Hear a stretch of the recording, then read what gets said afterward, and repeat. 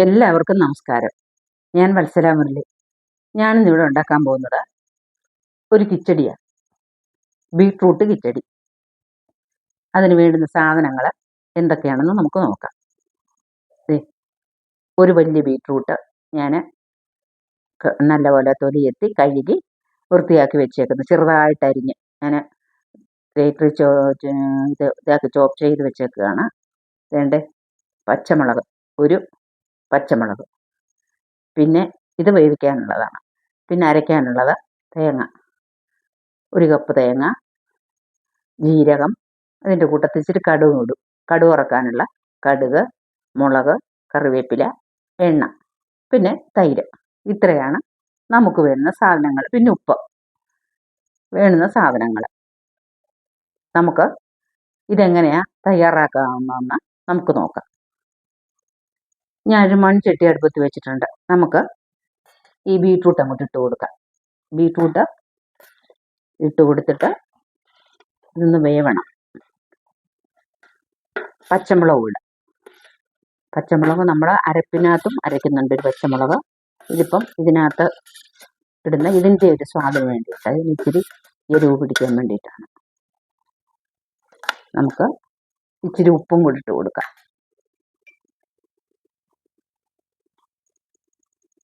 ഉപ്പിട്ട് ലേശം ഒരു ഇച്ചിരി കറിവേപ്പില, കുറച്ച് വെള്ളം ഒഴിക്കാം. പിന്നെ അധികം വേവില്ല, ഇങ്ങനെ അരിഞ്ഞിരിക്കുന്നതുകൊണ്ട്. അപ്പം നമുക്ക് ഉപ്പും പച്ചമുളകും ചേർത്ത് വേവിക്കാൻ വെച്ചു. ഇതൊന്ന് അടച്ചു വെച്ച് നമുക്ക് വേവിക്കാം. നമുക്കൊന്ന് തുറന്നു നോക്കാം. ഞാൻ ഇടയ്ക്ക് തുറന്നു നോക്കി ഇളക്കി കൊടുത്തായിരുന്നു. വെന്തിട്ടുണ്ട്. ചെറുതായിട്ടല്ലേ നമ്മൾ അരിഞ്ഞേക്കുന്നത്, അതുകൊണ്ട് നന്നായിട്ട് വെന്തിട്ടുണ്ട്. നമുക്ക് ഇതിലേക്ക് അരപ്പിട്ട് കൊടുക്കാം. ഇത് തേങ്ങ, ജീരകം, കടുക്, ഒരു പച്ചമുളക്, കറിവേപ്പില, ഇത്രയുമാണ് അരച്ചേക്കുന്നത്. നമുക്കിതിലേക്ക് അരപ്പിട്ട് കൊടുക്കാം. അരപ്പ് ഇതിൻ്റെ മേളിൽ കിടന്നൊന്ന് വേവട്ടെ.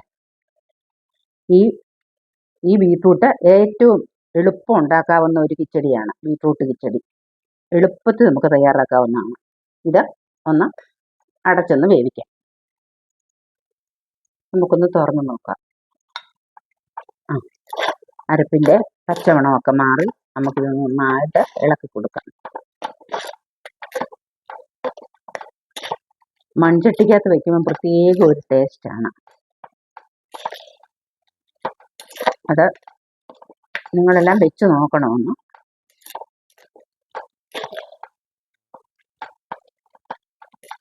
നമുക്ക് ഇതിനകത്തോട്ട് ഇത് ഓഫ് ചെയ്യാം.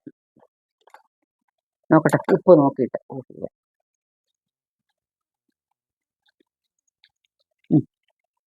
ഉപ്പും കടുകിൻ്റെ ടേസ്റ്റൊക്കെ ഉണ്ട്. ലേശം കൂടി ഉപ്പിടാം. തൈര് ഒഴിക്കുന്നതല്ലേ നമ്മൾ, ഇച്ചിരി കൂടെ ഉപ്പിടാം.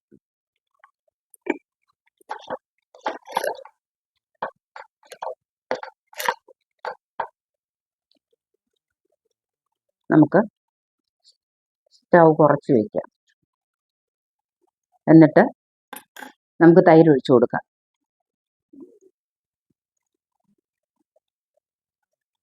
ചൂടോടെ ഒഴിച്ചാലേ തൈര് പിരിഞ്ഞു പോകത്തില്ലയോ.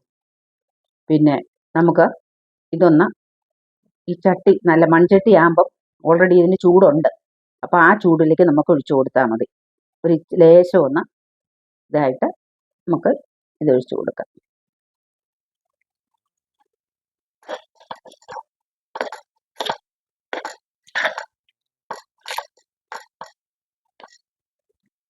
ഇതങ്ങ് ഒഴിച്ചു കൊടുക്കാം. ഒരു കപ്പ് തൈര് വേണം.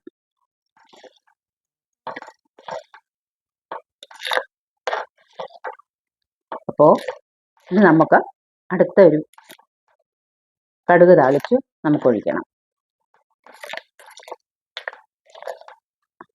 അപ്പോൾ നമുക്കിനി കടുക് താളിച്ച് ഒഴിക്കാം.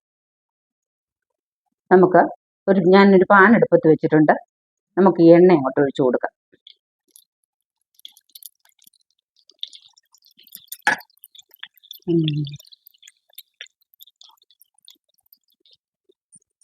എണ്ണ അങ്ങോട്ട് ചൂടാവട്ടെ. ചൂടായി കഴിഞ്ഞ് നമുക്ക് ഇത് കടുക് ഇട്ട് കൊടുക്കാം.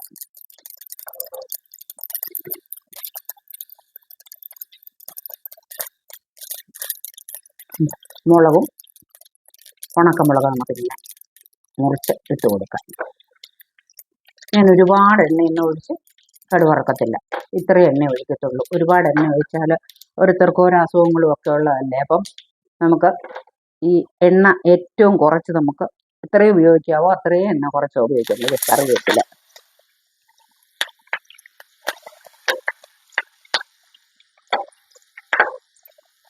കടുക് വറുത്തു. ഇത് നമുക്ക് നമ്മുടെ ബീറ്റ്റൂട്ട് കിച്ചടിയിലേക്ക് നമുക്ക് ഒഴിച്ചു കൊടുക്കാം.